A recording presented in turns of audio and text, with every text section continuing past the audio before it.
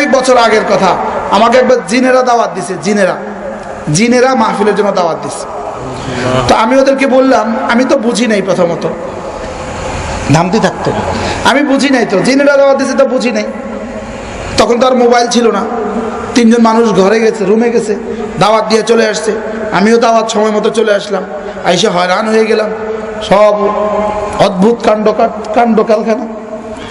তাই বললাম, আচ্ছা আপনারা আমাকে দাওয়াত কেন দিলেন? হুজুর আপনি যে কোরআন শরীফ দেখে দেখে ওয়াজ করেন এবং হাতে একটা তসবিহ থাকে, এটা আমাদের কাছে খুব ভালো লাগছে। কথা বুঝলেন? খেতে বসলাম, তা আমি তো আমার গতিতে খাইলাম, এত বড় বড় বলে ভাত, এক এক বল এক একজনে খেয়ে ফেললো। আমি দুনিয়াত নাই,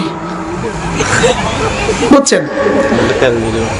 এরপরে কি মাহফিলে কি করতেছে, কয়েকজন মাহফিলে বেহুশ হয়ে পড়ে গেল, ঘুরে পড়ে গেল। পরে আমি বললাম, এরা ঘুরে পড়ে গেল কেন? ওরা মিষ্টি বিতরণ করতেছিল, তো মিষ্টি বিতরণ করার সময় কয়েকজন ঘুরে পড়ে গেছে, ঘুরে পড়ে গেল।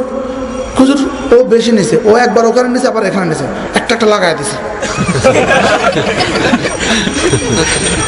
কে লাগাইছে, কি হয়েছে কেউ তো দেখে নাই, দাম করে পড়ে গেছে। পরে আমি বলতেছি, আচ্ছা আমি তো পরীক্ষা করতেছি, এখন মিষ্টি খাবো, রাত বাজে 2টা। হুজুর এখন মিষ্টি আনতে সব দোকান বন্ধ হয়ে গেছে, এখন মিষ্টি আনলে আনতে হবে চুরি করে। এটা ঠিক হবে না, এটা কি হবে না, এটা ঠিক হবে না। হুজুরে চুরি করে মিষ্টি খাওয়াবে, এটা ঠিক হবে না। আচ্ছা আমি আমার মাথা ব্যথা করে একটু তেল আনেন তো। একজন দিছে দৌড়, একটা তেলের বোতল নিয়ে আসছে, ওই যে ইন্ডিয়ান একটা লাল লাল কভার একটা নবরত্ন আছে না, নিয়ে আসছে। আমি কোথেকে আনলেন? কলিকাতা থেকে নিয়ে আসছি। বারহাল কথার কথা, আমাদের ফেসবুকে যাদের হায়াত কাটে,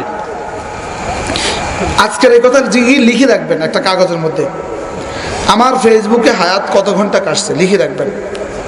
হাসরের ময়দানে দেখবেন তামাশা, দেখবেন তামাশা। আলিমাত নাফসুম মা আহদারাত। আমি বলি না আপনি ফেসবুকে হারাম করেছেন, বলি নাই, আপনি হালালই করেছেন। ফেসবুকে স্ট্যাটাস লিখছেন, দিছেন, শুনছেন, পড়ছেন, সব বৈধ, অবৈধ কিছু বলি নাই।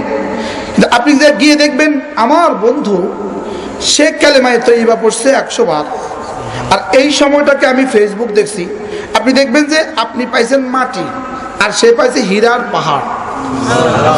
আপনি তখন কি করবেন জানেন? আঙ্গুল কাইটা, হাত কাইটা এখান পর্যন্ত নিয়ে আসবেন, আঙ্গুল ছিঁড়ে ছিঁড়ে ফেলবেন, কামড়াইতে কামড়াইতে।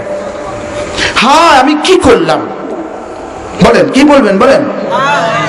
আমি হারাম বলছি, হারাম করছি এটা বলি নাই। আর যদি গুনাহ হয় আর হারাম হয়, তাহলে তো কলিজা শুদ্ধ ছিঁড়ে ফেলবেন। আর যদি গুনাহ না হয়, শুধু লাভ কম দেখেন, লাভ কম, তখন কি পরিমাণ আফসোস হবে।